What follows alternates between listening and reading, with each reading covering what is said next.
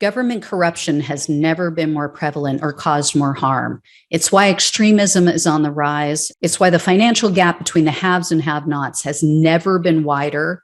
And it's why our planet is at risk of an extinction level tragedy. That's why I need your help to keep exposing the truth about the rot on both sides of the aisle. Become a supporter or a friend of the show today by clicking on the coffee link in the description box below. Friends of the show join me on a Zoom hangout once a month, and you guys can ask me any questions you want, and I can get to know you better. But the most important reason to help is to keep the show alive.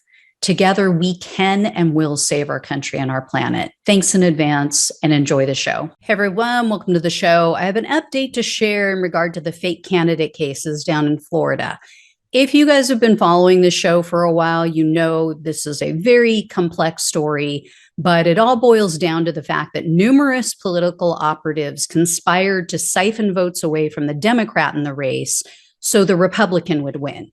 And now, based on some newly exposed documents, it appears that a Democrat actually played a role in this scheme, as well as a mega corporation that basically just wanted to install a puppet. So here's the deal. And this is exactly why I say both sides of the aisle, because not everyone with a D behind their name is in politics for the good of the people. So Dan Newman is a Democrat, and he's done work for the Florida Democratic Legislative campaign portion of the party. And now we know that he drafted a plan on how to remove an incumbent Democrat.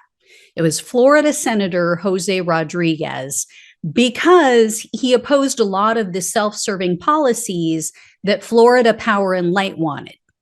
As I've mentioned before in previous segments about these ghost candidate cases, Florida Power and Light, FPL for short, they hold an unofficial monopoly in Florida.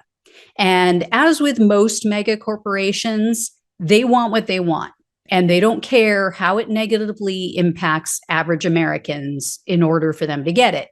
So FPL enlisted the help of a political consulting firm called Matrix LLC. That name probably sounds familiar to you as well. I've mentioned them numerous times. They asked them to help with this problem, quote unquote, called Senator Jose Rodriguez.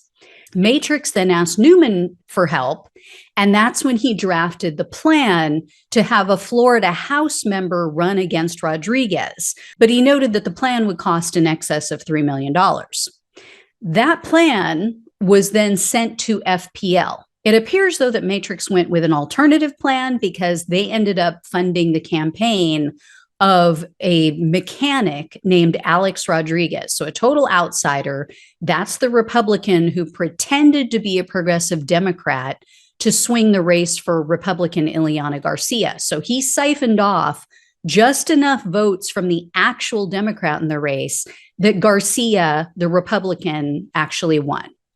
And Alex Rodriguez, as you guys probably remember, he's confessed. He admitted to prosecutors that he was paid approximately $45,000 to act as a spoiler candidate in that race. And he and the man who paid him, Frank Artiles, they've both been arrested. They're both awaiting sentencing. So FPL readily admits that they wanted to get rid of Jose Rodriguez. They wanted him out of the way, and it's likely because he supported environmentally friendly policies that kept them from getting even richer than they already are. They also admit that they requested a copy of Newman's plan, but they claim they had nothing to do with the fake candidate scheme. And they allege that Newman's memo, this whole plan that he drafted, wasn't drafted at their request. They say, oh, we just heard about it and we were curious what was in it, but it must have been drafted at the behest of some other Matrix client.